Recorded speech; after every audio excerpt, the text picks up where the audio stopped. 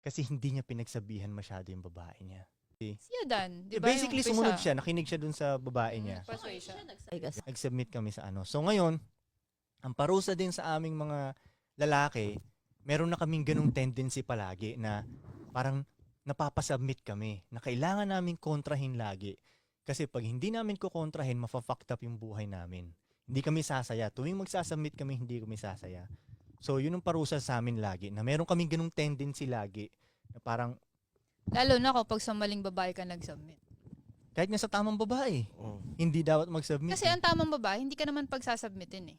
Well, hindi ka rin nakasubmit. So, hindi ka nga nakapag-submit. Hindi ka rin diba? nakasubmit. Tignan mo yung unang mali na nag-submit si Adan, na fuck up yung humanity. Diba? Yeah. So parang ganun nga yun eh. Pag nag-submit ka sa babae, pwede ma-fuck up yung humanity mo.